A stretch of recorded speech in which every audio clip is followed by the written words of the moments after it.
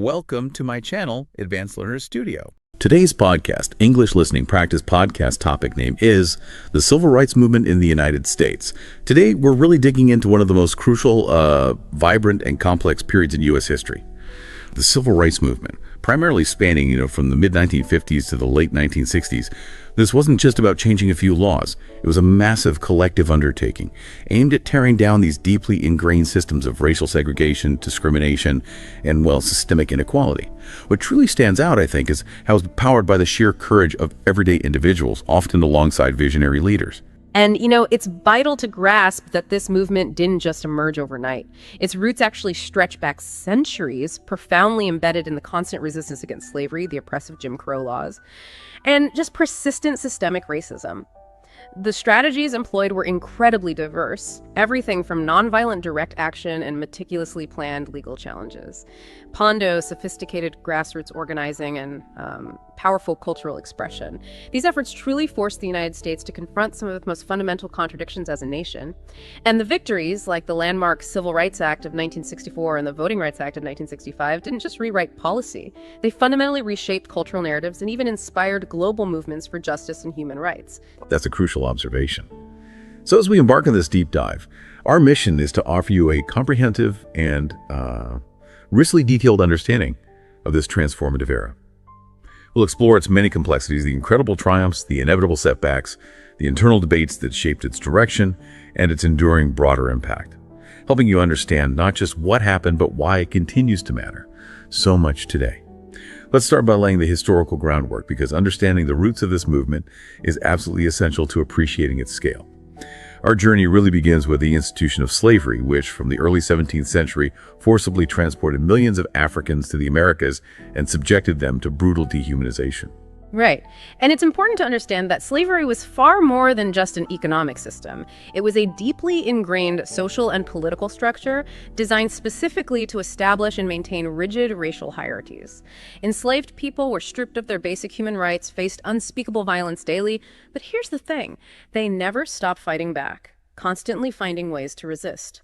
We see this in pivotal moments like Nat Turner's rebellion in Virginia in 1831, Sojourner Truth's powerful advocacy for freedom and women's rights, and of course, the Underground Railroad, that clandestine network that helped thousands escape to freedom, famously guided by figures like Harriet Tubman.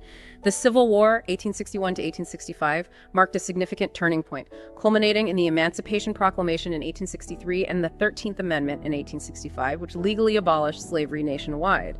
But as you said, this was merely the beginning of the long road to true freedom. And after that seismic shift, we had the brief yet hopeful period of Reconstruction from 1865 to 1877. This was a critical window when African Americans had a real opportunity to integrate into society. We saw the establishment of the Freedmen's Bureau providing vital support, and the 14th Amendment granting citizenship and equal protection, and the 15th Amendment, which aimed to secure voting rights for black men. African Americans truly seized these new possibilities. They established their own schools, churches, businesses, but participated in politics at unprecedented levels. I mean, think about figures like Hiram Revels, the first black U.S. senator, or Robert Smalls, a former slave who became a congressman in South Carolina. They were actually elected. However, these remarkable gains were met with ferocious backlash from white Southerners determined to restore white supremacy. Groups like the Ku Klux Klan, founded in 1865, used horrific violence and intimidation to suppress black progress. A critical turning point was the Compromise of 1877. It effectively withdrew federal troops from the South. And this signaled the end of Northern support for Reconstruction, leaving African Americans extremely vulnerable to a systematic undoing of their newfound rights. And that undoing brings us to the Jim Crow era, a truly dark period of systematic, institutionalized segregation. This wasn't just a few isolated instances. It was a widespread system of legalized separation across virtually all public and private life, famously mandating separate but equal facilities. And in reality, those separate facilities for Black Americans were consistently inferior, underfunded, designed to reinforce racial hierarchy. The 1896 Supreme Court decision in Plessy v. Ferguson essentially solidified this system. It ruled segregation constitutional, giving it legal teeth for decades. Beyond physical separation, voting rights were systematically suppressed through things like poll taxes, literacy tests, and grandfather clauses. These basically exempted white voters while disenfranchising black citizens. Violence was rampant during this time. Between 1882 and 1968, over 3,400 African Americans were lynched, often publicly as a tool of terror. Activists like Ida B. Wells bravely documented these atrocities, risking her life to expose the truth. Despite this intense oppression, African Americans built incredibly resilient communities through their churches, mutual aid societies, Black-owned businesses. The establishment of the NAACP in 1909 marked a significant organized step toward resistance, laying crucial groundwork. The early 20th century also witnessed a monumental demographic shift, the Great Migration, roughly 1916 to 1970. This was a mass exodus, over 6 million African Americans moving from the rural South to cities in the North, Midwest, and West, fleeing oppression, seeking better opportunities, especially during World War I labor shortages. Right. While northern cities certainly seem to offer more economic prospects and a respite from Jim Crow, discrimination unfortunately persisted. Practices like redlining and restrictive covenants confined Black families to segregated, often under-resourced neighborhoods. Employment discrimination was common, and racial tensions sometimes erupted into violence, like the devastating 1919 Red Summer riots. Yet this migration also fundamentally reshaped American culture. It fostered a new urban identity and greatly expanded Black activism and cultural movements. Think of the Harlem Renaissance of the 1920s. Langston Hughes, Zora Neale Hurston celebrating Black art and literature, or Marcus Garvey's UNIA promoting Black pride. This period truly laid the groundwork for future organizing. It's fascinating how global events can ignite domestic change. How did World War II, from 1939 to 1945, become such a pivotal catalyst, really setting the stage for the modern movement? Over 1 million African Americans served, albeit in segregated units, and millions more worked in war industries. Their service dramatically highlighted the sheer contradiction, didn't it? Fighting for democracy abroad while facing profound discrimination at home. This sparked the Double V campaign victory over fascism abroad and racism at home, which truly galvanized Black communities. A. Philip Randolph's 1941 March on Washington movement, threatening a massive protest, prompted President Roosevelt to issue Executive Order 8802. That banned discrimination in defense industries, a huge early victory demonstrating the power of organized protest. And crucially, returning Black veterans, having fought for their country, were unwilling to simply accept second-class citizenship any longer. This collective determination created incredibly fertile ground for the modern movement to blossom. That brings us directly to the dawn of the modern civil rights movement, often marked by May 17, 1954. The unanimous Supreme Court decision in Brown v. Board of Education. This really felt like the official start, didn't it? It absolutely did. This landmark case, skillfully argued by NAACP attorney Thurgood Marshall, directly challenged school segregation, asserting it violated the 14th Amendment's promise of equal protection. The court famously ruled that separate educational facilities are inherently unequal, finally overturning Plessy v. Ferguson, a massive blow to legalize segregation. This wasn't an isolated event, though. It was the culmination of decades of systematic legal challenges by the NAACP. However, Brown faced fierce resistance, particularly in the South. The follow-up ruling, Brown II, called for desegregation with all deliberate speed, a frustratingly vague phrase that allowed for significant delays. Some states, like Virginia, even closed public schools to avoid integration. A stark example was in 1957 when Arkansas Governor Orville Faubus used the National Guard to block the Little Rock Nine from Central High School. This forced President Eisenhower, perhaps reluctantly, to send in federal troops to enforce integration. And just over a year later, another defining moment, showing the power of collective action. The Montgomery bus boycott. December 1st, 1955, Rosa Parks refuses to give up her seat, gets arrested. That single act sparked a 381-day boycott, truly mobilized the city. An extraordinary demonstration of community power. Black leaders like Joanne Robinson and Edie Nixon quickly organized it, and it brought a young pastor, Dr. Martin Luther King Jr., to national prominence as its spokesperson. King advocated for nonviolent resistance, drawing inspiration from Mahatma Gandhi's philosophy. The boycott was incredibly well-organized. Carpools, church support, mass meetings, sustained it for over a year. Black Americans, the majority of bus riders, crippled the transit system's revenue, demonstrating immense economic power despite intense white intimidation. It concluded in December 1956 when the Supreme Court ruled bus segregation unconstitutional, a watershed moment, proving collective, nonviolent action could dismantle institutionalized racism, a powerful precedent. So with these foundational events, let's explore the key strategies and philosophies that really define the movement. Nonviolent resistance became a cornerstone, rooted in moral conviction and strategic pragmatism. Martin Luther King Jr., its most prominent advocate. How did this philosophy truly work in practice? King drew inspiration from Christian teachings, love and forgiveness, and Gandhi's civil disobedience. It's crucial to understand nonviolence was not passive acceptance, it was confrontational. The idea was to expose the brutality of segregationists while maintaining moral authority, putting the onus of violence on the oppressors. The Southern Christian Leadership Conference, SCLC, co-founded by King in 1957, made nonviolence central. Protests like the Birmingham campaign in '63, facing dogs and fire hoses, generated powerful, shocking images that swayed public opinion, domestically and internationally. While nonviolence was dominant, it wasn't universally embraced. Some, like Malcolm X, argued for self-defense, highlighting internal debates. And right alongside nonviolence, legal challenges played an absolutely pivotal role, especially the systematic work of the NAACP under Thurgood Marshall. Their strategy was methodical: dismantle Jim Crow laws through the courts, case by case. Brown v. Board was the most significant victory, but they also secured crucial rulings on voting rights, housing, employment discrimination. NAACP lawyers worked closely with local communities to find plaintiffs willing to face harassment, even violence, for challenging segregation. This created a powerful dual-front legal action combined with direct action steadily eroding systemic racism, showing change could come from streets and courtrooms. It's one thing to have visionary leaders, but often the true power lies in everyday people, right? Grassroots organizing. What was surprising about how ordinary citizens mobilized? That's a crucial point. Community organizations, black churches, labor unions, civic groups provided the essential infrastructure for protests, voter drives, boycotts. Figures like Ella Baker championed participatory democracy, emphasizing local communities should lead their own struggles, power from the bottom up. The Student Nonviolent Coordinating Committee, SNCC, formed in 1960, perfectly embodied this. Young activists like John Lewis and Diane Nash organizing sit-ins, freedom rides, voter drives, often at immense personal risk.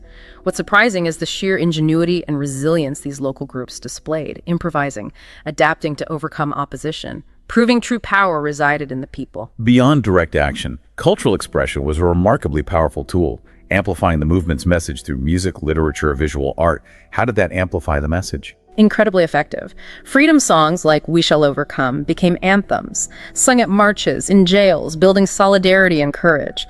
Artists like Nina Simone, Sam Cooke, used their music to directly address injustice, uplift spirits.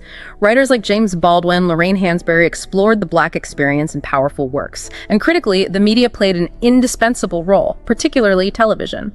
Televised images of police brutality, Birmingham, Bloody Sunday shocked the nation, garnered international sympathy. Black newspapers, meanwhile, provided vital platforms, countering biased mainstream coverage, ensuring the true stories were told. This blend made the movement impossible to ignore. Let's move to some major milestones. The sit-in movement, starting in 1960. February 1st, 4 students in Greensboro sit at a whites-only lunch counter. Such a simple act, but it ignited something huge, didn't it? It absolutely did. That single act sparked a wave of sit-ins across over 100 cities. Thousands of students bravely challenging segregation in public spaces. These were incredibly well planned. Participants often trained in nonviolent tactics to endure abuse without retaliating. Their disruption of businesses, the intense media attention, pressured local governments and businesses to desegregate. By late 1960, many establishments, including that Greensboro Woolworths, had desegregated. This movement also gave direct rise to SNCC, energizing a new generation of leaders focused on direct action. The sit-ins exposed brutality, but some places were more resistant. Then came the Freedom Rides in 1961, organized by court to test Supreme Court rulings banning segregation interstate bus terminals. Indeed, the Freedom Rides became a dramatic showdown. Integrated groups faced brutal violence, particularly in the Deep South. In Anniston, Alabama, a bus was firebombed. Riders severely beaten in Birmingham, where police even allowed the Klan to attack them. The sheer bravery of the Freedom Riders drew national attention, exposing the South's blatant defiance of federal law, forcing the nation to witness the raw violence. This compelled the Kennedy administration, initially hesitant, to finally intervene, sending federal marshals, issuing regulations to strictly enforce desegregation, harrowing, but ultimately successful. Then the Albany movement, 1961-1962 in Albany, Georgia. An early attempt to desegregate an entire community. What made it different? What were the lessons? This movement, supported by SNCC and SCLC, faced considerable challenges. Strategic missteps, plus Police Chief Laurie Pritchett's calculated nonviolent arrests. He shrewdly avoided violent confrontations that would grab headlines. King himself was arrested, then released to avoid creating a martyr. While it didn't achieve immediate sweeping desegregation, it offered invaluable lessons, underscored the importance of unified leadership, sustained pressure, and adapting strategy to the opposition's tactics, a learning experience for the whole movement. So applying those lessons, then came the Birmingham Campaign in 1963, launched by SCLC in Birmingham, Alabama, bombing Ham. This campaign became a real turning point. It certainly did. During this campaign, King was arrested, penned his famous letter from Birmingham jail, a powerful defense of civil disobedience. The real turning point, though, was when police, under Commissioner Bull Connor, unleashed fire hoses and police dogs on peaceful protesters, including children. Televised images of this brutality shocked the nation, galvanized public support, put immense pressure on the Kennedy administration for legislation.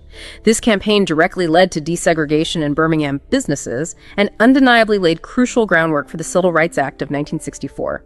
The moral contrast was just too stark. And that momentum built to the March on Washington for Jobs and Freedom, August 28, 1963, over 250,000 people, a defining moment. Felt like a culmination. An incredible display of unity and moral force, meticulously organized by veterans like A. Philip Randolph, Bayard Rustin, alongside leaders from major civil rights groups. Its centerpiece, of course, Martin Luther King Jr.'s iconic "I Have a Dream" speech at the Lincoln Memorial, painting that powerful vision of a future judged not by the color of their skin, but by the content of their character.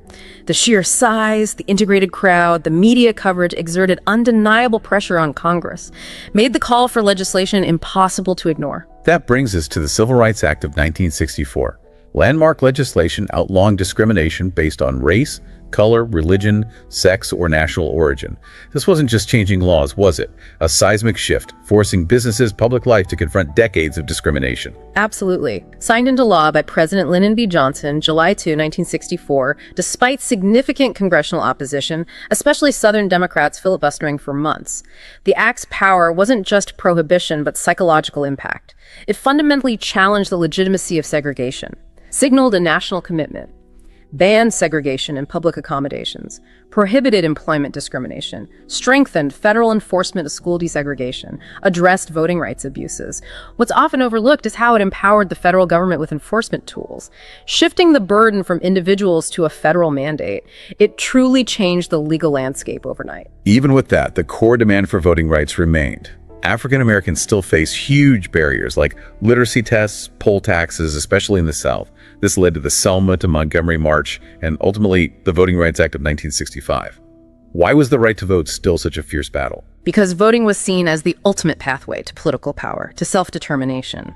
In 1965, SNCC and SCLC organized a voting rights campaign in Selma, Alabama, culminating in a planned march to the Capitol. March 7, 1965 became Bloody Sunday.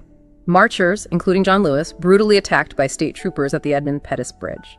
Televised images of this horror profoundly shocked the nation, directly spurred President Johnson to introduce the Voting Rights Act. A federally protected march then proceeded on March 21st.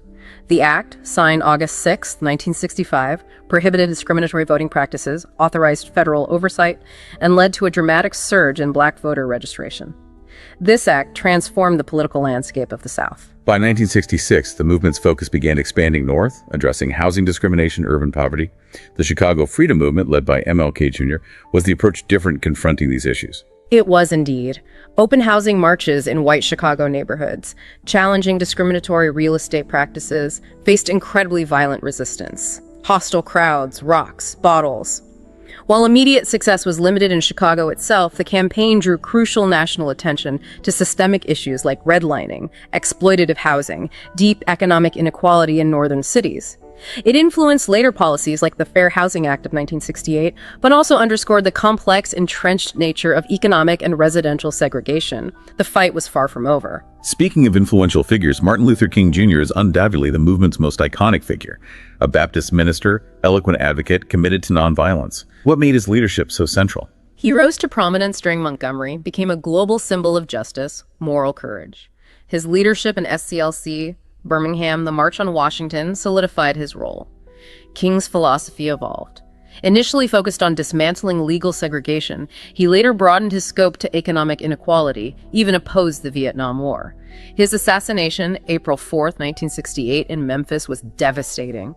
Created a void, but his legacy endures as a beacon of hope, a testament to nonviolent social change. And we can't talk icons without mentioning Rosa Parks, the mother of the civil rights movement, sparking the Montgomery bus boycott. Often seen as spur of the moment, but there's more, isn't there? Much more. Her quiet strength.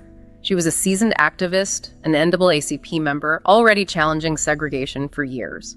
It wasn't just spontaneous, it was a deliberate, principled stand by someone deeply involved. Her individual act highlighted the power of one person to inspire countless others. Small acts having monumental ripple effects. Parks continued her activism throughout her life, proving ordinary people were the essential driving force, not just public faces. Offering a contrasting vision was Malcolm X, a minister for the Nation of Islam, advocating black self-reliance, separatism. How did his message resonate? How did his views evolve? His fiery rhetoric resonated deeply with frustrated urban African Americans facing violence, persistent inequality. He offered an alternative: black pride, self-defense, liberation by any means necessary. After a transformative pilgrimage to Mecca in 1964, Malcolm's philosophy began evolving toward a more inclusive vision of racial unity. His assassination, February 21st, 1965, tragically cut short his developing legacy. But his ideas profoundly influenced the Black Power movement, still spark important discussion. Behind the scenes, but no less impactful, Ella Baker, a true architect, emphasizing grassroots empowerment, democratic leadership. Why was her approach so vital? Baker worked with nearly every major civil rights group, NAACP, SCLC, SNCC, tirelessly mentoring young activists. Her philosophy of participatory democracy was transformative, empowering communities to lead their own struggles, bottom up, not relying on a few charismatic leaders. This shaped SNCC's decentralized, youth-led structure. She famously believed strong people don't need strong leaders. Her contributions, sometimes overlooked, were absolutely critical to the movement's long-term success and sustainability. And then there's John Lewis, remarkable leader in SNCC, lifelong advocate, personifying nonviolent courage. Lewis truly exemplified that courage, endured brutal beatings during freedom rides, again on Bloody Sunday. As SNCC chairman, key role in voter registration, delivered a powerful, urgent speech at the March on Washington. Later served decades as a respected U.S. congressman, a moral conscience until his passing in 2020. His unwavering commitment to what he called good trouble continues to inspire generations. Challenging injustice, even at great personal risk, is essential. We also want to briefly acknowledge other key figures. Medgar Evers, Mississippi NAACP Field Secretary, assassinated in '63 for voter registration work. Fannie Lou Hamer, powerful SNCC organizer, voting rights advocate, famous for her testimony at the '64 DNC. Bear Rustin, brilliant strategist, key organizer of the March on Washington. Diane Nash, fearless SNCC leader, coordinated freedom rides after initial violence. And Thurgood Marshall, NAACP lawyer, later the first Black Supreme Court justice. Each, and so many more, played indispensable roles. Of course, the movement faced immense challenges, fierce opposition. White resistance and violence were rampant, from legal maneuvers to brutal atrocities. How did activists maintain resolve, knowing what they faced daily? It's almost unbearable to comprehend that level of brutality. Groups like the KKK, white citizens' councils, local authorities systematically used intimidation, bombings, murders. Tragic examples: the horrific 1955 murder of 14-year-old Emmett Till, the 1963 Birmingham church bombing killing 4 young girls, the 1964 murders of Freedom Summer volunteers Cheney, Goodman, and Schwerner. Police violence was constant, public. Economic reprisals like job firings were common.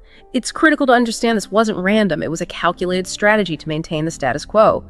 The resilience required by activists facing these threats daily is truly staggering. Force them to innovate, shift tactics, find strength in numbers and moral conviction. It's also important that the movement itself wasn't monolithic. It had internal debates, divisions over strategy.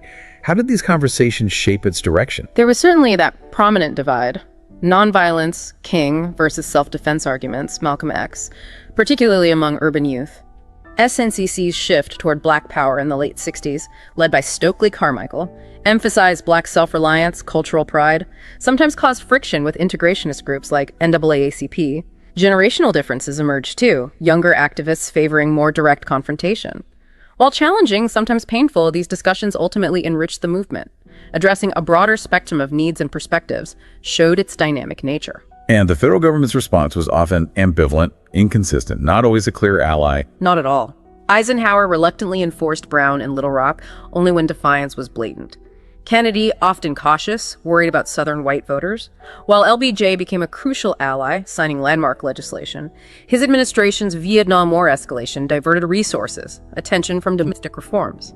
Moreover, the FBI under J. Edgar Hoover actively undermined the movement through COINTELPRO, a secret program surveilling, harassing leaders like King, attempting to discredit him.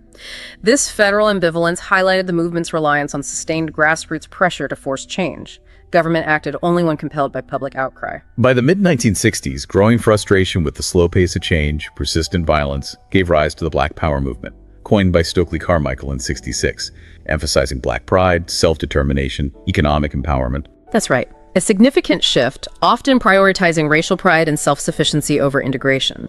The Black Panther Party, founded by Huey Newton and Bobby Seale in '66, combined armed self-defense protecting communities from police brutality with community programs. Free breakfast initiatives, addressing urban poverty. Black Power also expanded focus to cultural identity. Black is beautiful, promoting African heritage.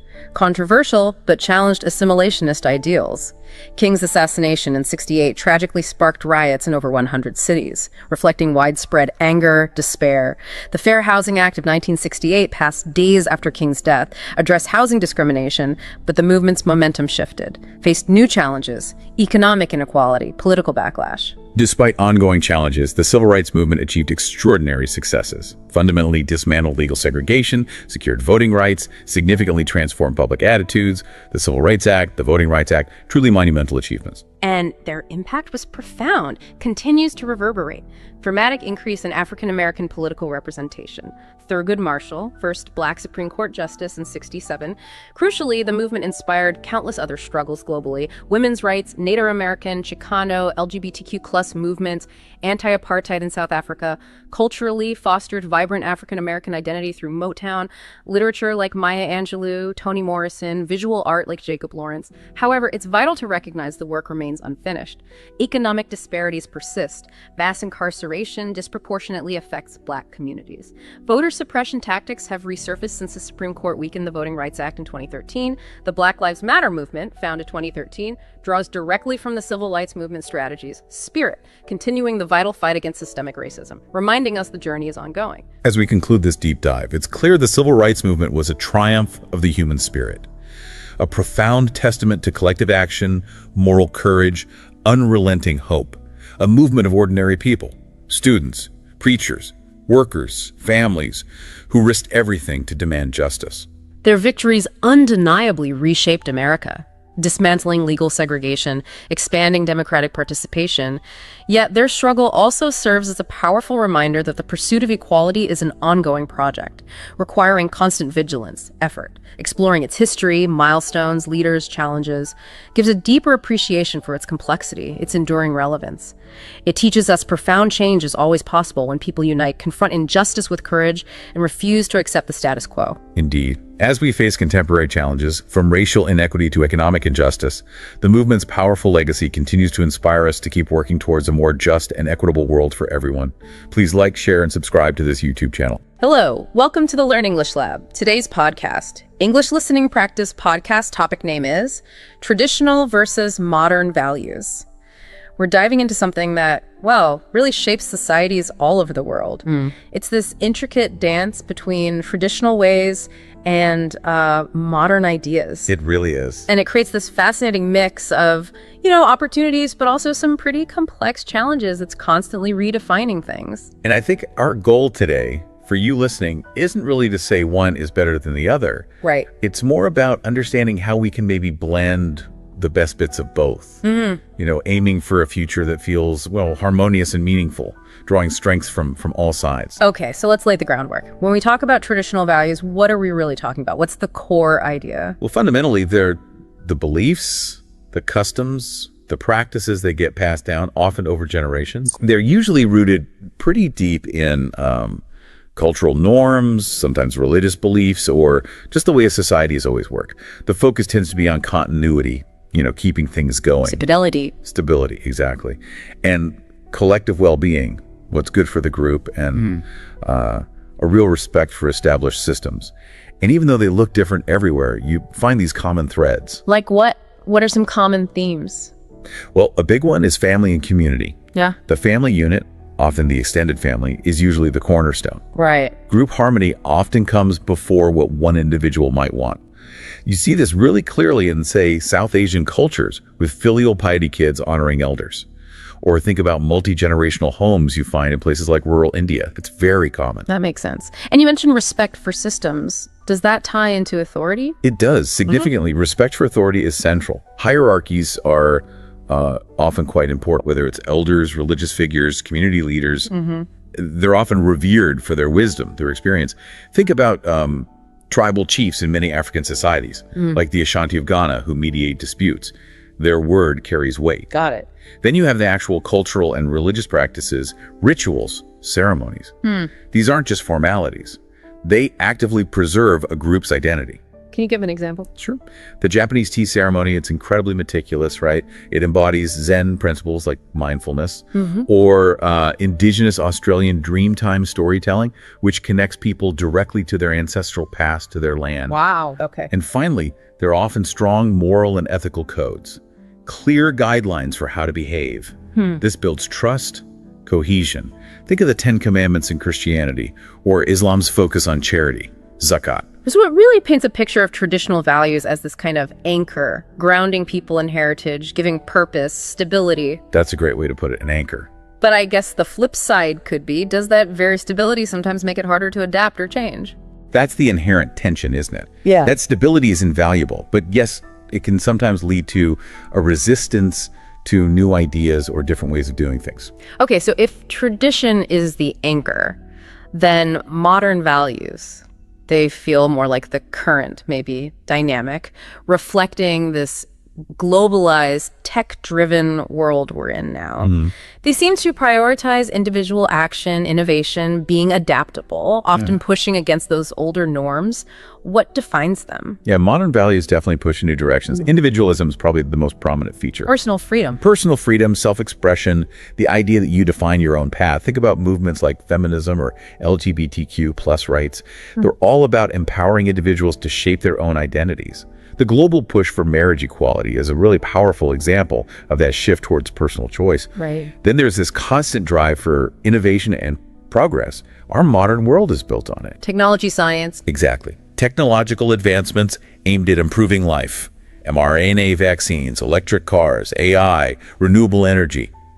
It's all driven by this belief that change, advancement, is how we make things better. Pushing boundaries, basically. Spot on. And linked to that is diversity and inclusion. Actively promoting equality across different identities, race, gender, orientation, ability. So things like affirmative action. Affirmative action, global human rights campaigns, trying to dismantle discriminatory structures.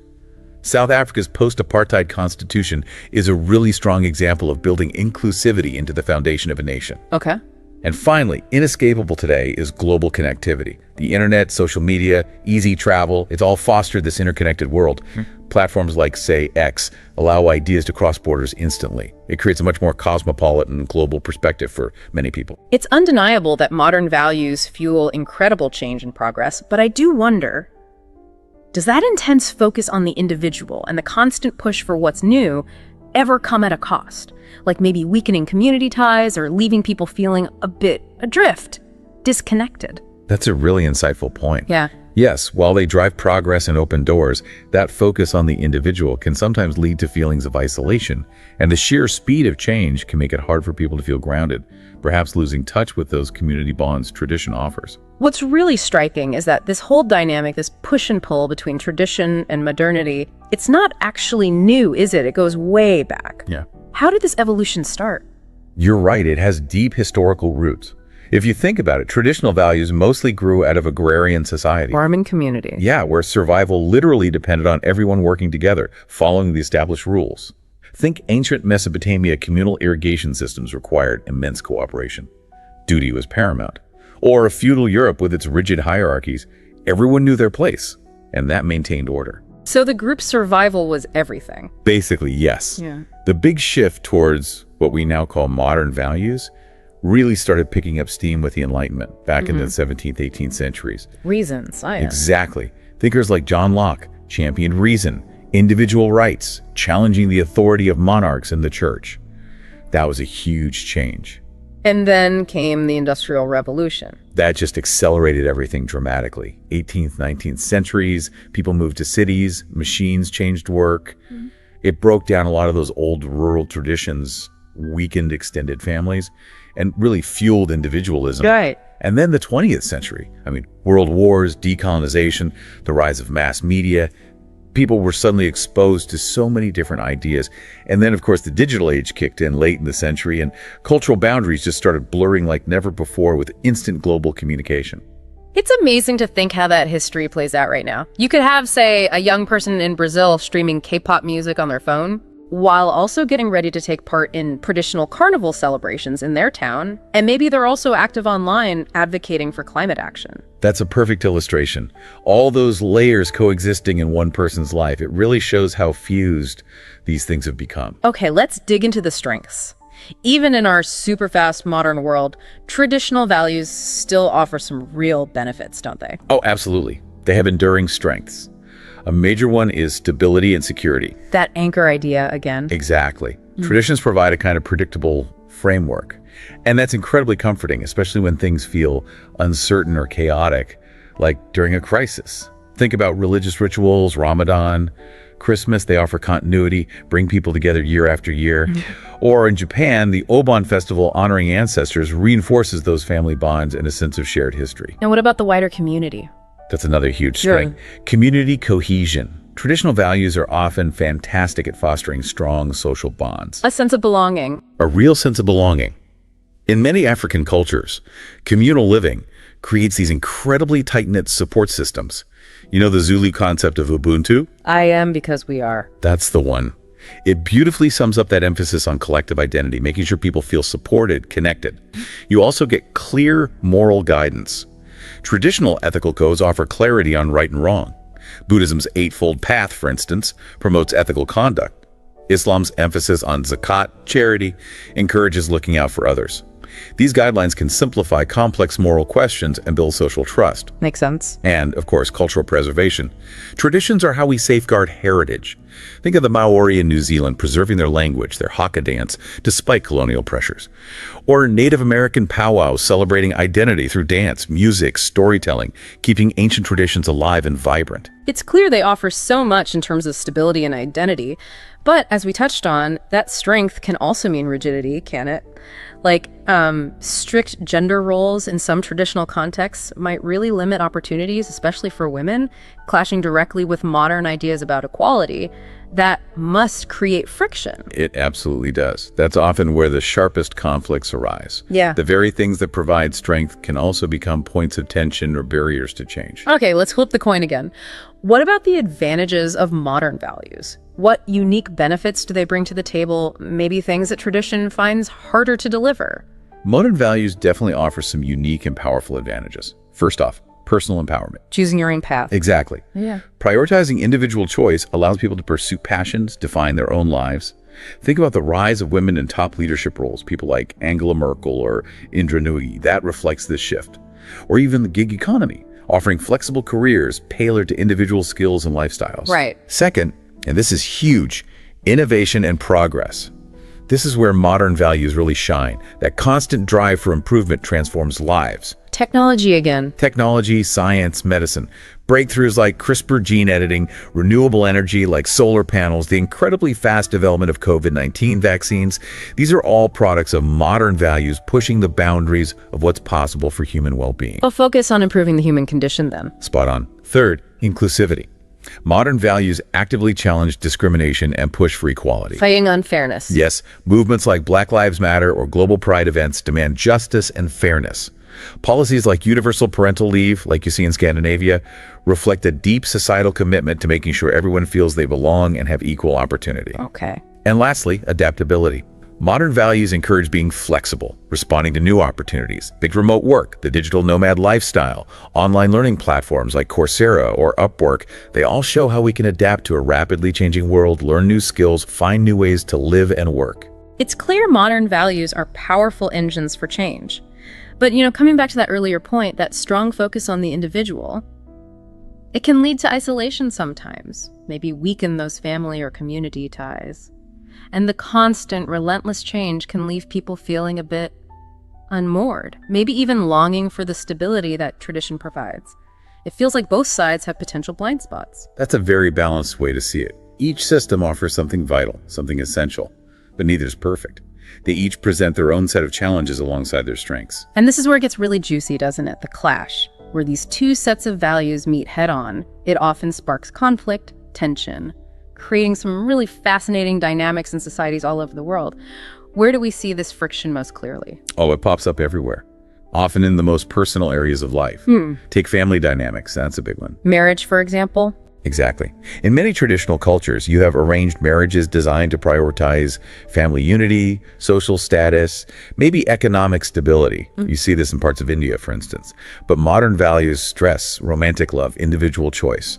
So you get this real tension, especially between generations. A young person might feel immense family pressure, but desire to choose their own partner based on love. I can imagine. What about work? Workplace culture is another hotspot. Traditional workplaces often value hierarchy, seniority, lifetime loyalty. Think of the classic salaryman culture in Japan. Right. But modern workplaces, they tend to prioritize flexibility, skills over tenure, career mobility. Younger generations especially might seek better work-life balance or the freedom of remote work, clashing with those older expectations. And technology must amplify these clashes, surely. Oh, massively. Technology and tradition often collide. Social media is a prime example. It challenges traditional ideas about privacy, how you present yourself.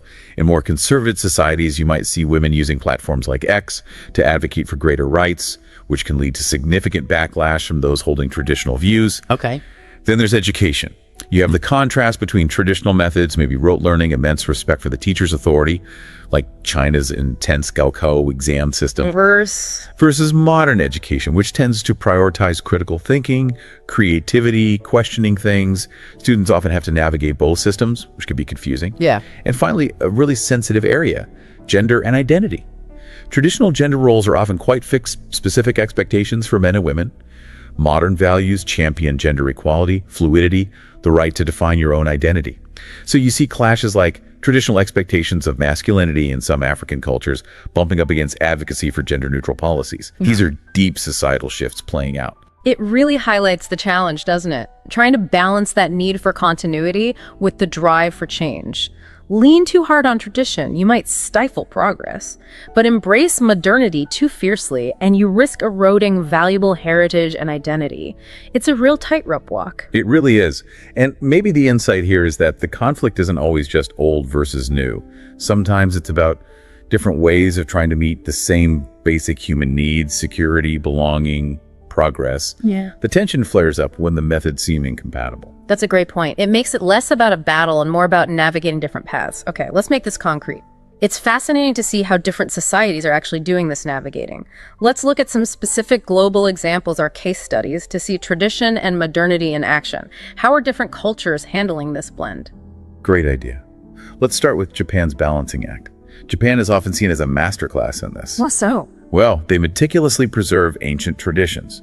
Shinto rituals, the tea ceremony, sumo wrestling alongside being a global leader in cutting-edge technology. Think Sony, Toyota. Right. There's even a cultural concept, teitmei, public face, versus hana, true feelings, which reflects navigating social harmony and individual expression.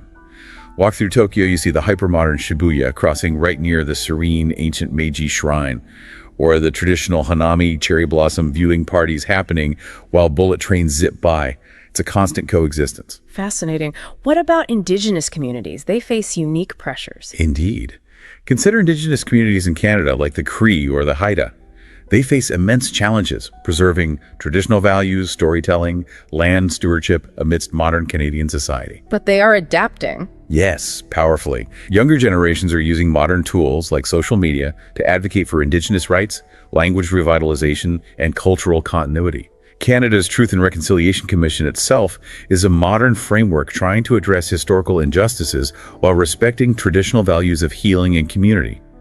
You even see traditional Haida art, like totem poles, gaining global recognition through modern art platforms, bridging worlds. That's a really hopeful example of fusion. Moving across the globe, think about urbanization in Nigeria. Cities like Lagos are exploding with growth, showcasing this traditional modern split vividly. How does it manifest there? You have young professionals embracing very modern lifestyles, working in tech, finance, global industries. Yet they often maintain strong connections to traditional practices, like Yoruba naming ceremonies or elaborate Igbo masquerade festivals when they visit their home villages. So a dual existence. Very much so. And this duality often sparks debate, especially around things like gender roles.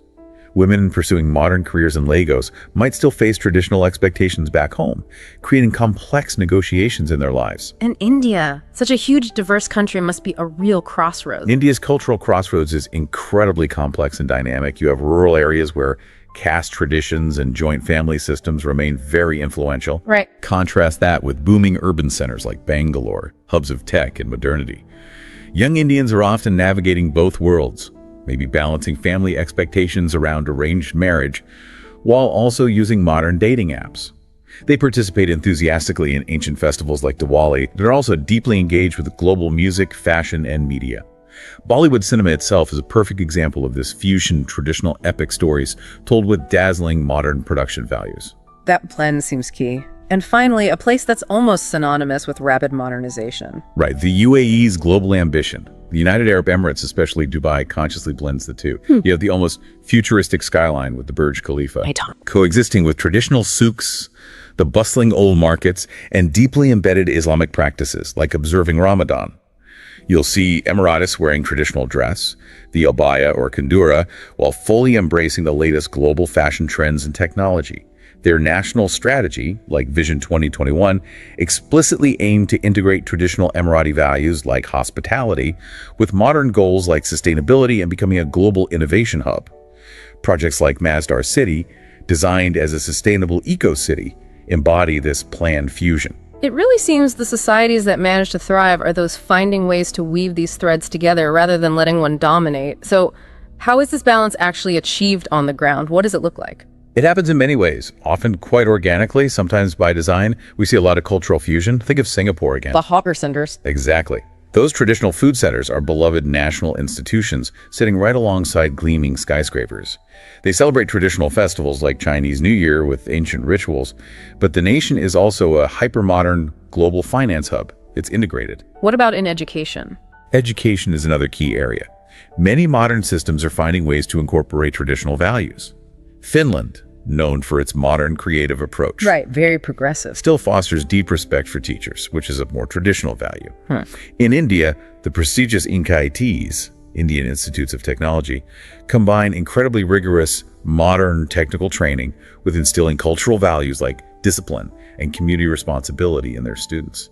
Interesting. And does this apply to bigger challenges like environmental issues? Absolutely.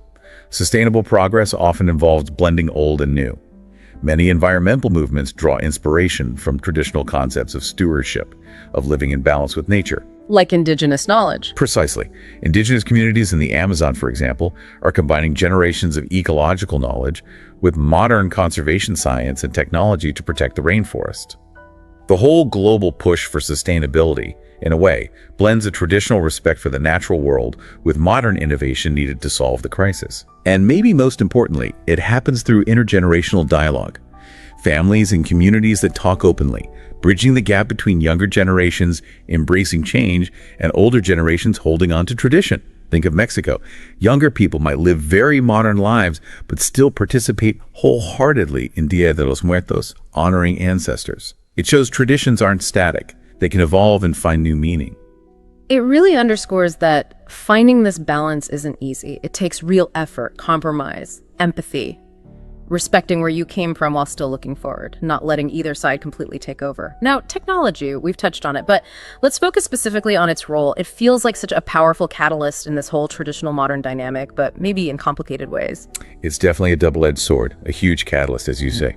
On one hand, technology massively accelerates modern values. How so? By connecting people instantly across cultures, spreading ideas, enabling innovation at lightning speed. Think about activists using social media like Women in Iran, using platforms like X to organize, advocate for rights, and reach a global audience almost overnight.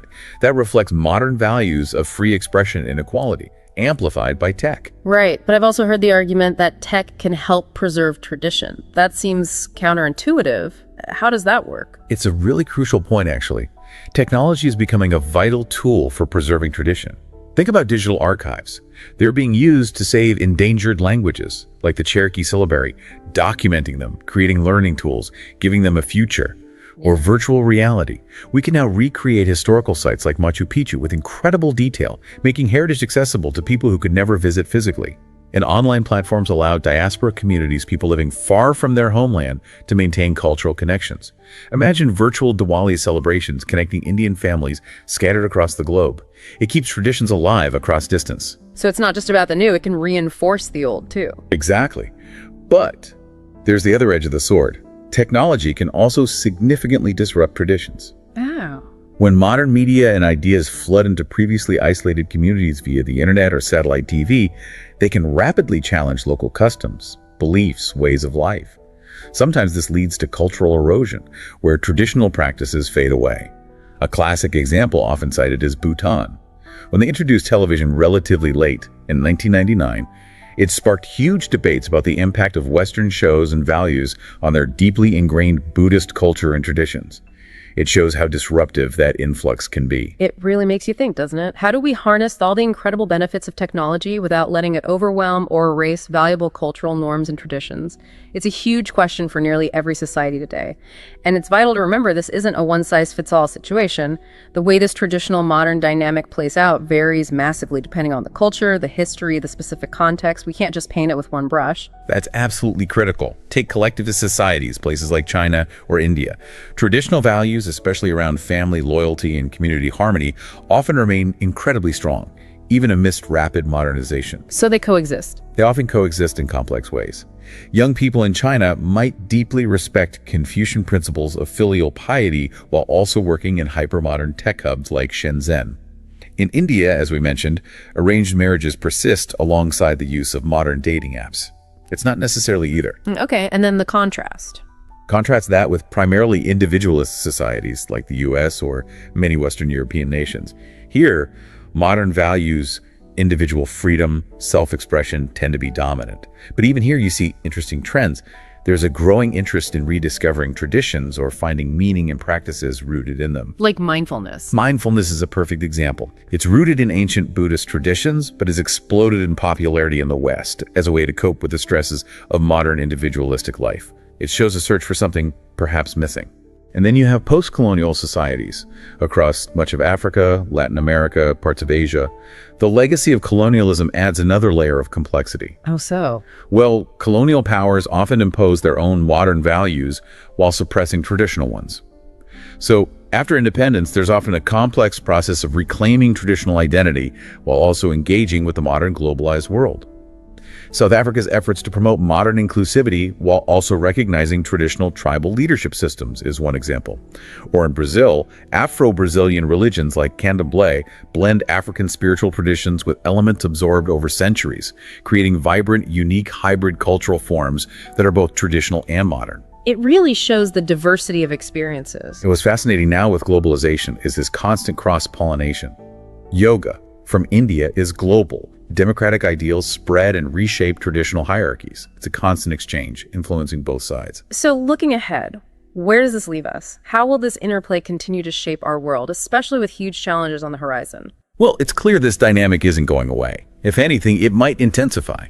Big challenges like climate change, the rise of AI, massive demographic shifts, these will demand incredible adaptability, leaning into modern values of innovation and flexibility. But tradition doesn't just vanish. Not at all. Because at the same time, in a world that feels increasingly complex and uncertain, that fundamental human need for identity, for belonging, for meaning that often draws us back to tradition, to our roots. So the core tension remains. What about the younger generations, Gen Z, Gen Alpha? They're growing up completely immersed in this digital, globalized world. How might they navigate this differently? That's a key question. They are unique. Raised digitally, yes, but many also express a deep craving for authenticity, for purpose, for connection, things often associated with tradition. So they might blend them more naturally. Potentially, yes.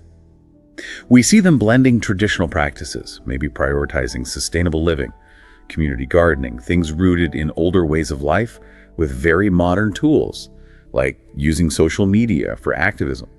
Think about movements like #FridaysForFuture. It combines collective, community-based action, which feels quite traditional, with sophisticated global networking and communication, which is purely modern. So what kind of future trends might we see emerging from this? We could see more deliberate hybrid cultures. Think about planned projects like Saudi Arabia's Neom City. The vision, at least, is to integrate traditional architectural wisdom, respect for the desert environment, with absolutely cutting-edge sustainable technology. Interesting. We'll likely see ongoing cultural revival, too. Yeah. Indigenous movements worldwide are using modern platforms, websites, apps, social media to teach languages, share stories, preserve traditions, ensuring they don't just survive, but thrive in the digital age, like Aboriginal language revitalization efforts in Australia. Using the new to save the old. Precisely. And perhaps, optimistically, we might see the slow emergence of a more global ethics. Not erasing cultural differences, but finding common ground, a shared framework that blends timeless traditional virtues like compassion, wisdom, and community care, with modern principles like human rights, inclusivity, and scientific reason. A way to navigate global challenges together. Ultimately, I think the real task, the ongoing challenge for all of us, individuals and societies, is to consciously create a future that genuinely honors the wisdom of the past while also enthusiastically embracing the potential of innovation, to build a world that feels both deeply rooted and dynamically forward-looking. What a fascinating exploration. I think if there's one core message to take away from this deep dive, it's that this really isn't about choosing sides, is it? Tradition or modernity? Not at all. Maybe the real insight is that harmony isn't just about finding a middle ground, but about actively using the strengths of both. Anchoring our growth, our progress in the wisdom and stability of tradition, while infusing those traditions with the energy, the adaptability, the inclusivity that modernity offers. Well said. Tradition gives us that stability, that community, that sense of who we are. Modernity drives the innovation, the progress, the ability to adapt and include everyone. And you, listening, you as an individual and we as societies, we actually have the agency, the power to consciously shape that balance, to decide how we blend the best of both worlds in our own lives and communities. That's the empowering part. It's an ongoing process, and we all play a role. So the question to ponder is, as individuals and as part of society, how can you weave tradition and modernity together into your own unique, vibrant tapestry? We really hope this deep dive has given you some fresh perspectives to think about. We hope so too. And if it has, please remember to like this video, share it with others who might find it interesting, and subscribe to the YouTube channel for more deep dives like this one. Welcome to the Deep Dive. Today, we're plunging into two really powerful forces that shape our world. Forces that are, well, maybe more intertwined than they first appear. Definitely. On one hand, we'll unpack the profound impact and ongoing legacy of the civil rights movement in the United States. Such a crucial part of history. And on the other, we'll explore that fascinating, constant tension between traditional and modern values, something you see everywhere. Absolutely, across all societies. Our mission, really, is to navigate a stack of rich source material, pulling out those surprising insights, those essential nuggets of knowledge. Yeah, helping you see how these seemingly different things connect. Exactly, how these journeys, this pivotal history, this philosophical dance, really link up at the core of, well, human progress and identity. That's right. And this deep dive, it should give you a really comprehensive understanding, not just what happened, Right. but why these complexities, these triumphs, these setbacks, why they still echo today, why they matter so much. So here's how we'll tackle this. We'll start by laying some essential historical groundwork for the civil rights movement, really get a feel for the scale of this struggle. Okay. Then we'll pivot. We'll unpack the core ideas, the strengths, the inevitable clashes that define traditional versus modern values. And maybe glimpse their future, too. Yeah, exactly. Touch Right, on where it might be heading. It's a lot to cover, so let's jump right in. Okay, so our journey starts way back, 17th century, with the institution of slavery. Right. We often think of it economically, don't we? But the sources, they make it clear it was much more. Oh, absolutely. A deeply ingrained social political structure, Yeah. really designed to create and maintain these rigid racial hierarchies. Systematically stripping people of basic human rights, just fundamentally dehumanizing. And what's often missed, I think, is that this brutal system was met with constant resistance. It wasn't just passive endurance. No, absolutely not. You see it in moments like Nat Turner's rebellion in 1831. Right, or Sojourner Truth's powerful advocacy. Right. And the Underground Railroad, which was incredible, like an early, really audacious intelligence operation. Guided by figures like Harriet Tubman. Yeah. helping thousands escape. It was a constant battle for dignity, challenging the whole idea of slavery. That resistance, plus the sheer brutality of the Civil War from 1861 to 65, Yeah. it eventually forced change. You get these landmark legal shifts. The Emancipation Proclamation in 63, the 13th Amendment in 65, officially abolishing slavery. A huge step, legally, but just the first step, really. Exactly, because after that you get Reconstruction, Yep. 1865 to 1877. A brief window, wasn't it? But incredibly hopeful for African-American integration. It really was a genuine opportunity. You had the Freedmen's Bureau offering vital support, And the 14th Amendment. granting citizenship, equal protection. Then the 15th, securing voting rights, at least for black men at that point. And African-Americans really seized these chances, didn't They absolutely did, establishing schools, churches, businesses, and political participation. Yeah. Unprecedented levels. Figures like Hiram Revels, the first black U.S. senator. And Robert Smalls, right? Yeah. Former slave turned congressman. Amazing stories. Truly remarkable. But these gains, they met ferocious backlash. Yeah, groups like the Ku Klux Klan, founded right there in 1865, Yeah.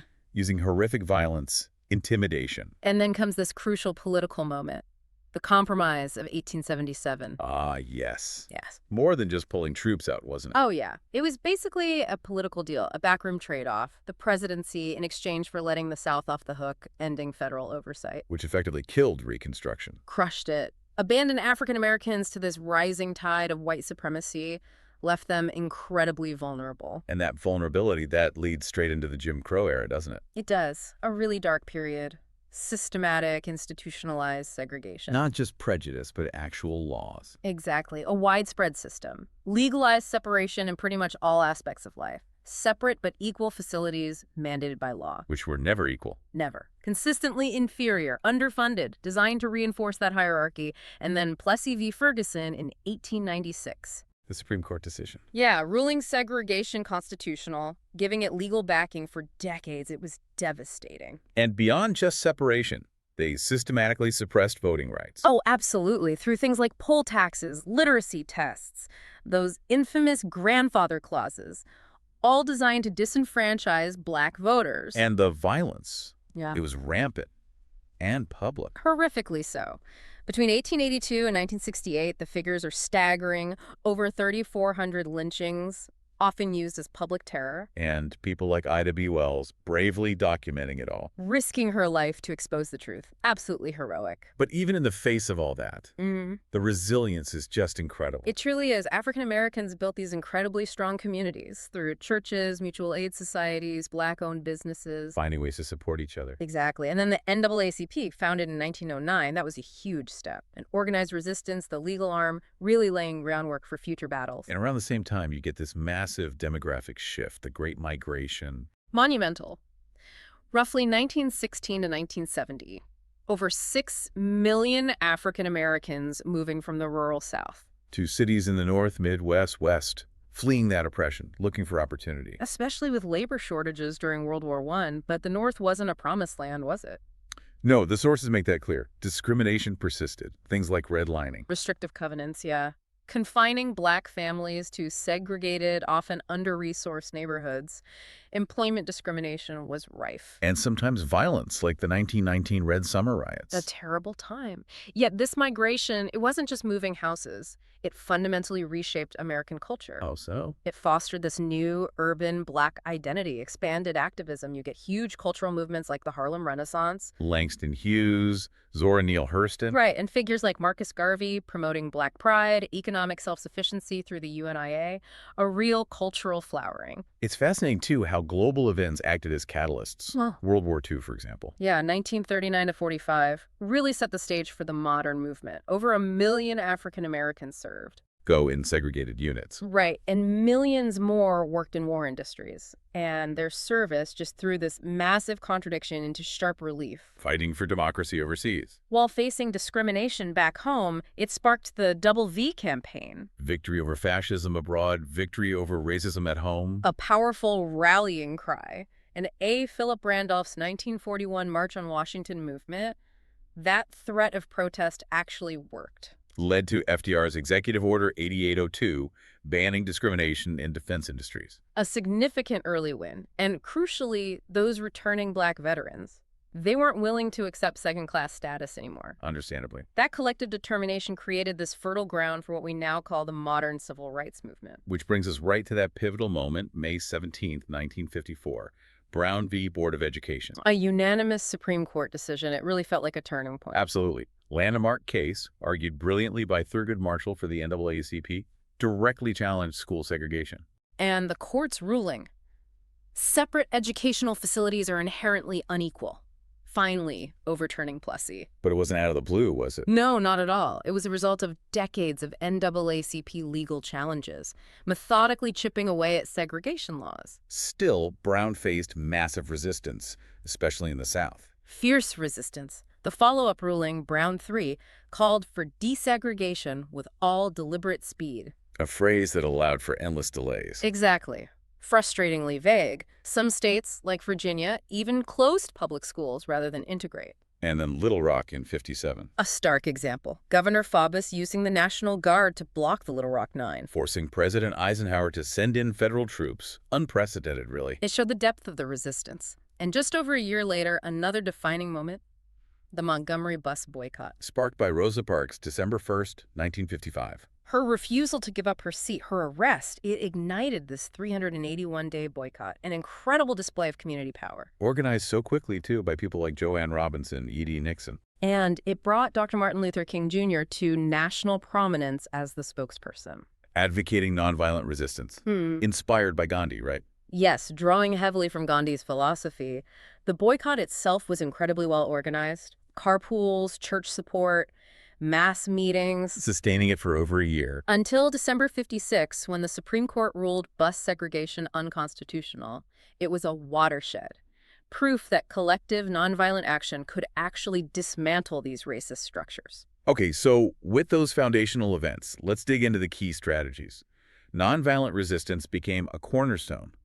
MLK, its most prominent advocate. Rooted in moral conviction, but also strategic pragmatism. What was the biggest practical challenge with that strategy, though? Maintaining discipline. That was huge. Discipline in the face of extreme provocation, extreme brutality. Because the point was to expose the violence of the other side. Exactly.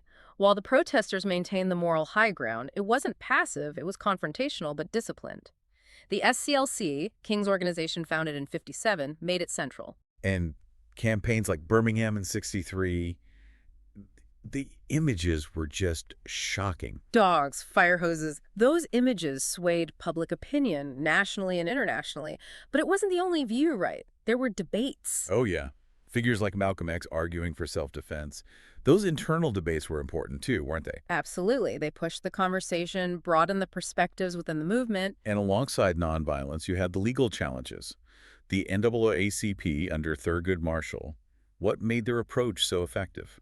It was systematic, methodical, dismantling Jim Crow law by law, case by case. Brown was the biggest win, obviously. But they also won crucial rulings on voting, housing, employment, and they worked with local communities, finding plaintiffs brave enough to face the risks. Creating that dual front you mentioned. Exactly. Legal action in the courts, direct action in the streets, a powerful combination steadily eroding systemic racism. It's easy to focus on the leaders, but the real power often came from the ground up, didn't it? Grassroots organizing. Absolutely crucial. Everyday people, community organizations, black churches, unions, civic groups, they were the engine. Figures like Ella Baker championing that bottom-up leadership. Yes, participatory democracy, empowering local communities. She mentored SNCC, the Student Nonviolent Coordinating Committee. Formed in 1960. The youth arm, really. Young activists like John Lewis, Diane Nash, organizing sit-ins, freedom rides, voter drives, often at immense personal risk. The ingenuity, the resilience of these local groups, it's astounding. And beyond the direct action, cultural expression played a huge role, too. A remarkably powerful tool, amplifying the message. How did things like music and literature do that? Well, freedom songs like We Shall Overcome, they became anthems, sung on marches, in jails, building solidarity, reinforcing courage and moral purpose. More than just entertainment. Oh, much more. Artists like Nina Simone, Sam Cooke, their music addressed injustice directly, uplifted spirits. Writers like James Baldwin, Lorraine Hansberry, exploring the Black experience, demanding empathy. And the media, especially TV. Critically important. Those televised images from Birmingham, from Bloody Sunday, they shocked the nation, built sympathy, And black newspapers countered the bias in mainstream coverage, told the real stories.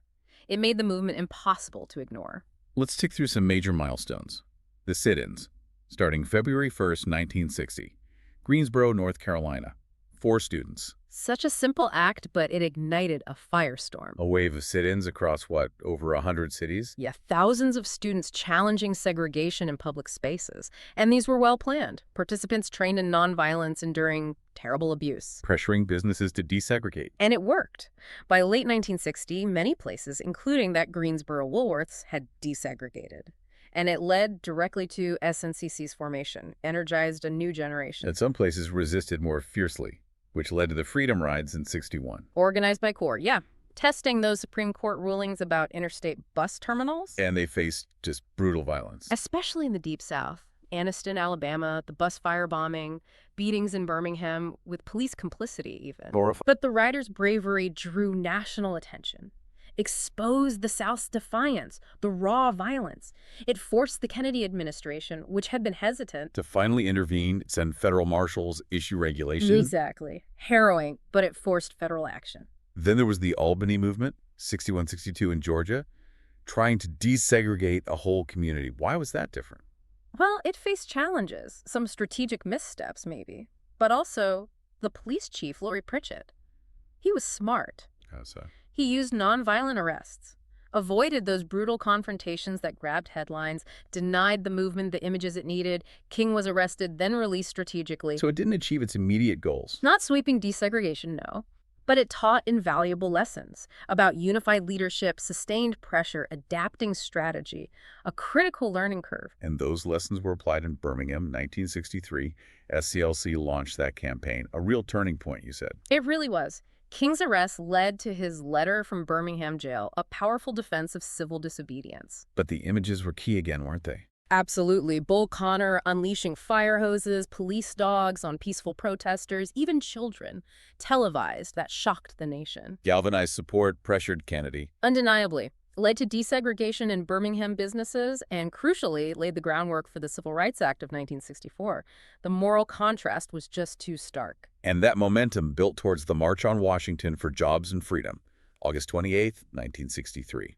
250,000 people, an incredible display of unity, moral force. Organized by veterans like A. Philip Randolph, Bayard Rustin. Meticulously planned. And the centerpiece, of course, King's I Have a Dream speech. At the Lincoln Memorial, that vision. So powerful. The sheer size, the integrated crowd, the media coverage.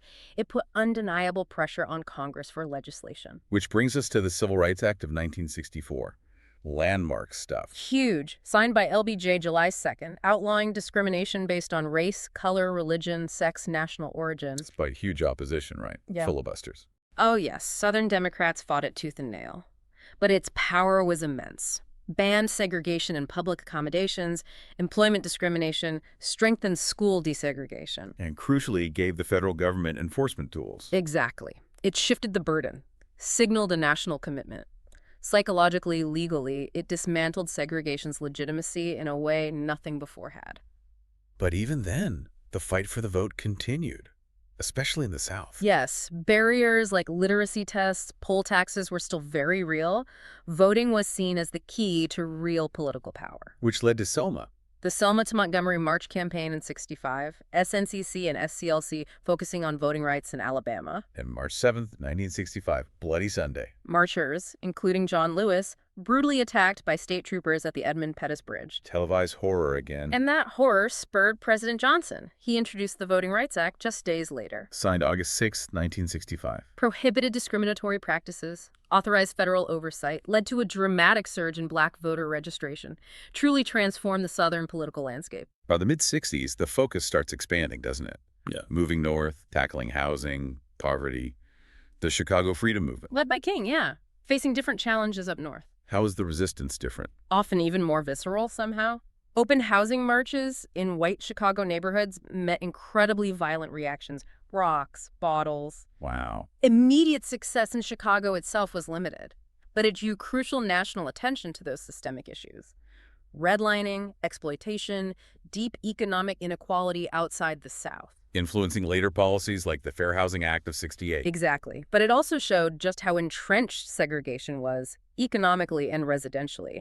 The fight was far from over. Let's talk about some of those iconic leaders. Dr. King, obviously, Huh? global symbol, nonviolence advocate. What was his biggest challenge maintaining unity? He rose during Montgomery, became this incredible moral force. His leadership in SCLC, Birmingham, D.C. was central, and his thinking evolved, didn't it? From legal segregation to economic inequality opposing Vietnam. Right. His biggest challenge, I think, was holding that broad coalition together, maintaining nonviolent discipline as frustration grew, especially with the shift north and calls for more radical action. His assassination in '68, just devastating. It left a huge void, but his legacy, that commitment to nonviolent change, endures. And Rosa Parks, mother of the civil rights movement, not just a tired seamstress. Not at all, much more. She was a seasoned activist, NAACP member, challenging segregation for years. So her act on the bus wasn't spontaneous. It was deliberate, principled, strategic civil disobedience by someone deeply involved. Her quiet strength showed the power of one person to inspire millions. She stayed active her whole life. Then there's the contrasting voice of Malcolm X, Nation of Islam, black self-reliance, separatism initially. His fiery rhetoric really resonated, didn't it? Especially with urban youth facing violence, inequality. He offered an alternative. Black pride, self-defense, by any means necessary. A direct challenge to nonviolence. Spoke to a visceral anger King's message didn't always reach. But his views evolved, didn't they? After his pilgrimage to Mecca in '64. Yeah, he started moving towards a more inclusive vision. Racial unity, a broader human rights framework. His assassination in '65 cut that short, tragically. But his ideas profoundly influenced the Black Power movement, still sparks debate. And behind the scenes, Ella Baker, emphasizing grassroots power, participatory democracy. Why was she so vital? She worked with almost everyone, NAACP, SCLC, SNCC, mentored young activists tirelessly. Her philosophy was transformative, empower communities to lead themselves. Strong people don't need strong leaders. Shaped SNCC's structure. Exactly. Decentralized, youth-led. Her contributions, sometimes overlooked, were critical for the movement's long-term sustainability, built capacity locally. And John Lewis, SNCC leader, lifelong advocate. His endurance. Personified nonviolent courage, didn't he? Endured those brutal beatings, freedom rides, Bloody Sunday, delivered that powerful speech at the March in Washington. His personal struggle mirrored the movement's resilience. Absolutely. Facing immense violence, still pushing forward. Later served decades in Congress, a moral conscience. His good trouble mantra still inspires. And we should quickly mention others. Medgar Evers, assassinated in '63. Fannie Lou Hamer, her powerful testimony. Yeah. Bayard Rustin, the brilliant strategist. Diane Nash, coordinating freedom rides. Thurgood Marshall, the legal giant. All indispensable, playing distinct, vital roles. The movement faced such immense challenges. The sheer level of white resistance, violence, KKK, white citizens' councils, authorities using intimidation, bombings, murder. It's hard to comprehend. Emmett Till in '55, the Birmingham church bombing in '63, killing 4 girls, the Freedom Summer murders in '64. Police violence, economic reprisals, losing your job for registering to vote. And it wasn't random. It was a calculated strategy to maintain the status quo. The resilience required. Right. It's staggering. Forced constant innovation, finding strength in numbers, moral conviction. And internally, the movement wasn't monolithic, right? There were debates. Oh yeah, big ones. Yeah. Nonviolence versus self-defense, King versus Malcolm X initially. SNCC's shift to black power under Stokely Carmichael later on. Emphasizing black self-reliance, cultural pride, caused some friction with integrationist groups like NAACP. Generational differences, too. Younger activists often wanting more direct confrontation. But those debates were healthy, weren't they? Ultimately, yes. They enriched the movement, addressed a broader range of needs, showed its dynamic nature, forced constant reevaluation of goals. And the federal government's role, often ambivalent, not always a clear ally. Not at all. Eisenhower enforcing Brown reluctantly. Kennedy cautious, worried about Southern voters. LBJ became crucial for legislation, yes, but Vietnam diverted attention and resources. And the FBI under Hoover, actively undermining things. COINTELPRO, surveilling harassing leaders like King, trying to discredit him. That federal ambivalence really highlighted how crucial grassroots pressure was. The government often acted only when forced by public outcry. By the mid-'60s, that frustration leads the Black Power movement. Coined by Stokely Carmichael, 1966, emphasizing black pride, self-determination, economic empowerment. A significant shift. Less focus on integration, more on self-sufficiency. Right. The Black Panther Party, founded '66 by Huey Newton and Bobby Seale, combined armed self-defense against police brutality with community programs like free breakfasts. Addressing poverty directly. And the cultural focus, too. Black is beautiful, promoting African heritage, challenging assimilation. King's assassination in '68 sparked riots. Over 100 cities, reflecting that deep anger, despair. The Fair Housing Act passed days later, but the movement's momentum shifted, faced new battles, economic inequality, political backlash. Despite all that, the successes were extraordinary, weren't they? Monumental. Dismantled legal segregation, secured voting rights, fundamentally transformed public attitudes through those big acts, Civil Rights Act, Voting Rights Act, reshaped the nation. Increased black political representation. Thurgood Marshall on the Supreme Court in '67. And the inspiration it provided globally. Women's rights, Native American movements, Chicano rights, LGBTQ+ rights, anti-apartheid. The ripple effect was immense. Culturally, too. Motown, Maya Angelou, Toni Morrison, Jacob Lawrence, fostering this vibrant African-American identity. Absolutely. But it's vital to say the work isn't finished. No. Economic disparities persist, mass incarceration. Disproportionately affecting Black communities. And voter suppression tactics are back, especially since the Voting Rights Act was weakened in 2013. Which connects directly to movements today, like Black Lives Matter. Founded in 2013, yeah. Drawing directly from the civil rights movement's strategies, its spirit. Continuing that fight against systemic racism, it reminds us the journey is definitely ongoing. It really does. The civil rights movement, such a powerful testament to that. Human struggle for progress against deeply entrenched systems. And that very dynamic, progress versus existing structures, new ideas, meeting old ways. Yeah. That brings us perfectly to our second topic. The eternal dance between traditional and modern values. Right. Let's dive into this now, something that shapes societies everywhere. This intricate dance between traditional ways and modern ideas. A real mix of opportunities and, well, complex challenges, constantly redefining things. And our goal here isn't to say, one's better. It's more about understanding how societies try to blend the best parts of both. Finding that balance. So let's start with definitions. Traditional values. What's the core idea there? Fundamentally, they're the beliefs, customs, practices passed down through generations, often rooted in cultural norms, religious beliefs, just how things have always been done. The focus is on continuity, stability. Yeah, collective well-being, what's good for the group, and respecting established systems, like a societal anchor, keeping things grounded. And even though they look different everywhere, there are common threads, right? Definitely. Family and community is a huge one. The extended family often central, group harmony over individual desires. Think filial piety in East Asia or multi-generational homes elsewhere. Respect for authority, too. Yes. Elders, religious figures, community leaders, often revered for wisdom, experience.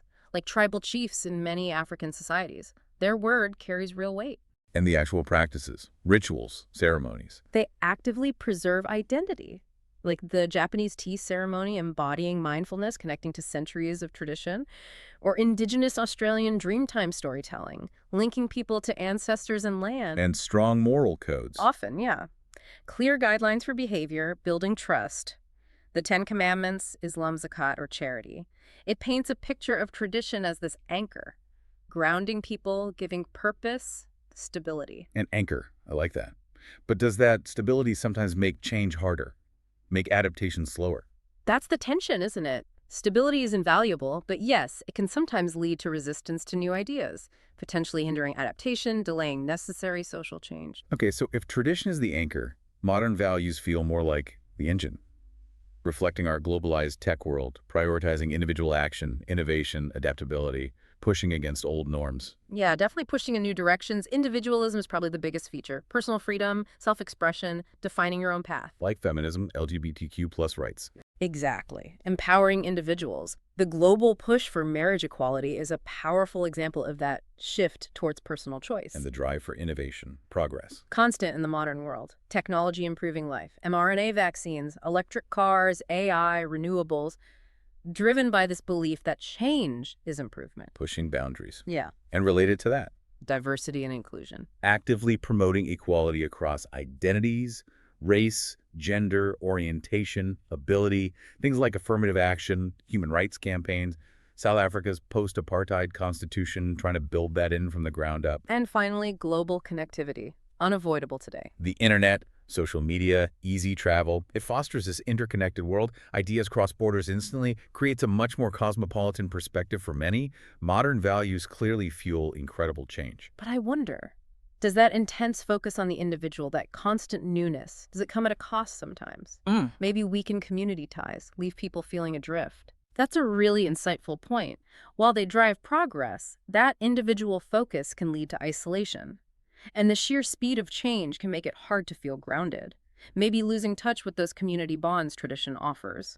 Both sides seem to have potential blind spots. That feels balanced. Each offers something vital, but neither is perfect. Yeah. And this is where it gets really interesting, right? The clash, where these values meet head-on, sparks tension, conflict. Oh, it pops up everywhere. Often in really personal areas, family dynamics, for instance, that's a big one. Like marriage. Exactly. Traditional cultures might have arranged marriages, prioritizing family unity, social status, economics. Think parts of India. But modern values stress romantic love, individual choice. Huge tension, especially between generations. I can imagine. What about the workplace? Another hotspot. Traditional workplaces often value hierarchy, seniority, lifetime loyalty. Japan's salaryman culture is the classic example. Versus modern workplaces. Prioritizing flexibility, skills over tenure, career mobility. Younger generations seeking work-life balance, remote work, clashing with older expectations. And technology must just amplify these clashes. Massively. Social media challenges traditional privacy, self-presentation. In conservative societies, women using platforms like X for rights can face significant backlash. Education, too. Big contrast. Traditional rote learning, respect for teacher authority, like China's Gaokao system, versus modern critical thinking, creativity, questioning things. Students often navigate both. Yeah. And finally, gender and identity, a really sensitive area. Traditional gender roles often fixed specific expectations. Modern values champion equality, fluidity, the right to define your own identity. Clashes everywhere, traditional masculinity versus gender-neutral policies, for example. Deep societal shifts. It really highlights the challenge, doesn't it? Balancing continuity with change. Yeah. Lean too hard one way, you stifle progress. Too hard the other, you erode heritage. A real tightrope. It really is. And maybe the conflict isn't just old versus new. Maybe it's different ways of meeting the same human needs. Security, belonging, progress. The tension flares when the methods seem incompatible. That's a great way to think about it. Less a battle, more navigating different paths. Yeah. Okay, let's make this concrete. How are different societies actually doing this navigating? Let's look at some global examples. Great idea. Japan's balancing act is often cited. They preserve ancient traditions, Shinto, tea ceremony, sumo, alongside being tech giants like Sony, Toyota. That concept of taime versus hone. Public face versus true feelings, yeah. Reflects navigating harmony and individual expression. Tokyo itself embodies it. Hyper-modern Shibuya near serene Meiji Shrine. Bullet trains near cherry blossom viewing. Constant coexistence. Fascinating. What about indigenous communities facing unique pressures? Indeed. Think of the Cree, or Haida in Canada, preserving traditions, storytelling, land stewardship amidst modern society, but they're adapting powerfully. Using modern tools. Younger generations using social media for advocacy, language revitalization. Canada's Truth and Reconciliation Commission, a modern framework respecting traditional healing values. Haida art gaining global recognition via modern platforms. A bridge between worlds. That's really hopeful. What about urbanization, Nigeria? Lagos, for example. Vivid split there. Young professionals in tech, finance, embracing modern lifestyles, yet often maintaining strong ties to traditional practices, Yoruba naming ceremonies, Igbo masquerades back home. A dual existence. Common. And it sparks debate, especially around gender roles. Women with modern careers facing traditional expectations, complex daily negotiations. And India. Sodaverse must be a real crossroads. Incredibly complex. Rural caste traditions, joint families versus booming tech hubs like Bangalore. Young Indians balancing arranged marriage expectations with dating apps. Participating in ancient festivals like Diwali while engaging with global culture. Bollywood itself is a fusion. That blend seems key. And the UAE, Dubai, synonymous with rapid modernization. Consciously blends them. Futuristic skyline, Burj Khalifa, coexisting with traditional souks, Islamic practices like Ramadan, Emiratis in traditional dress embracing global fashion tech. Their national strategy even incorporates it. Vision 2021 aimed to integrate traditional hospitality with modern goals like sustainability. Masdar City, the Eco City project, embodies that planned fusion. It really seems the thriving societies find ways to weave these together, not let one dominate. How does that balance happen on the ground, practically? Many ways, often organically, sometimes by design. Cultural fusion is big. Think Singapore's hawker centers, traditional food hubs, beloved nationally, right next to skyscrapers, celebrating traditional festivals in a hyper-modern finance hub. Education, too. Key area. Modern systems incorporate traditional values. Finland's creative approach still fosters respect for teachers. India's IITs combine rigorous modern tech training with cultural values like discipline, community. And bigger challenges, like the environment. Sustainable progress often blends old and new. Environmental movements drawing on traditional stewardship ideas. Indigenous ecological knowledge combined with modern science in the Amazon, for instance. Sustainability itself blends traditional respect for nature with modern innovation. And perhaps most importantly, intergenerational dialogue. Yes. Families, communities talking openly, bridging the gap. Younger Mexicans embracing modern life, but still participating wholeheartedly in Dia de los Muertos, honoring ancestors, shows traditions evolve, find new meaning through engagement. It really underscores that finding this balance takes effort, compromise, empathy, respecting roots while looking forward. Okay, technology, we touched on it, but its role feels huge and complicated. Definitely a double-edged sword, Yeah. a huge catalyst. On one hand, it massively accelerates modern values, connects people instantly, spreads ideas, enables innovation incredibly fast. Like activists using social media. Exactly. Women in Iran using X to organize, advocate, reach global audiences overnight. Modern values of free expression, equality, amplified by tech. But you also said tech can preserve tradition. How does that work? Seems counterintuitive. It's a crucial point. Technology is becoming vital for preservation. Digital archives saving endangered languages like the Cherokee syllabary, creating learning tools. Virtual reality for historical sites. Yeah, recreating Machu Picchu, making heritage accessible. And online platforms help diaspora communities maintain connections. Virtual Diwali celebrations linking families globally, it actively keeps traditions alive across distance. So it's not just pushing the new, it can reinforce the old. Exactly. But here's the other edge, disruption. Modern media flooding isolated communities via internet, TV, it can rapidly challenge local customs, beliefs, sometimes leads to cultural erosion. Like Bhutan introducing TV. Classic example from 1999. Sparked huge debates about Western values impacting their Buddhist culture. Shows how disruptive that influx can be. It really makes you think, how do we use tech's benefits without overwhelming valuable cultural norms? A huge question everywhere. And it's vital to remember, this isn't one size fits all. It varies massively by culture, history, context. Absolutely critical. Collectivist societies like China or India. Traditional values, family loyalty, community harmony often remain incredibly strong, coexisting with rapid modernization. Yeah. Filial piety alongside Shenzhen tech hubs. Arranged marriage alongside dating apps. Not always either. Contrast that with individualist societies. Yeah. U.S., Western Europe. Modern values, individual freedom tend to dominate.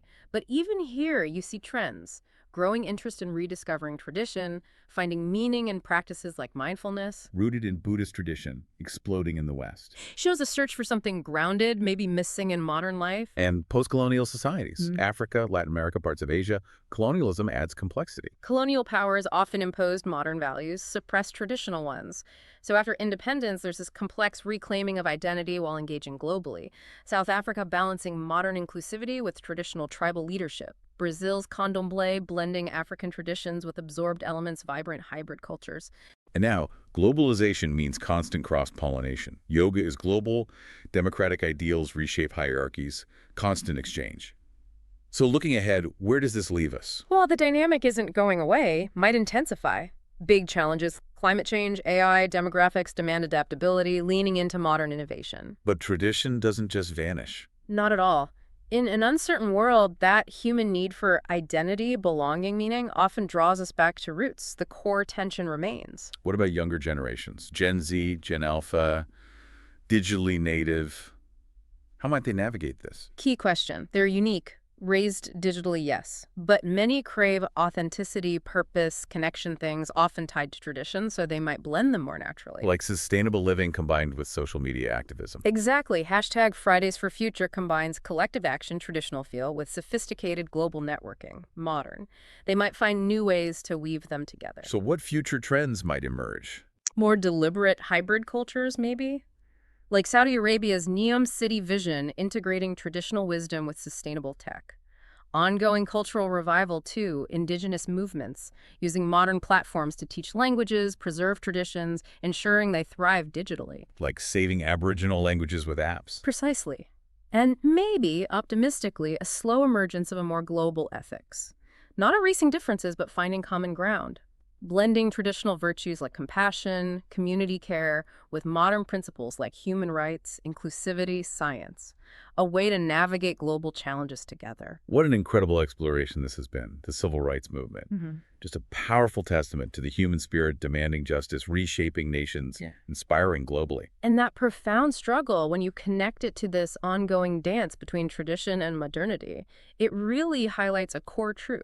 True progress isn't about picking sides, is it? Exactly. It's not tradition or modernity. The real insight, maybe the task for all of us, is actively using the strengths of both. Tradition gives us stability, community, that sense of who we are, while modernity drives innovation, progress, the ability to adapt and include everyone. That blend is key. Tradition offers our roots, modernity perhaps our wings. So the question for you listening is, as individuals, as part of society, how can you weave tradition and modernity together into your own unique, vibrant tapestry? It's an ongoing process, something we all shape. It really is. We hope this deep dive is giving you some fresh perspectives to think about. Thanks so much for joining us.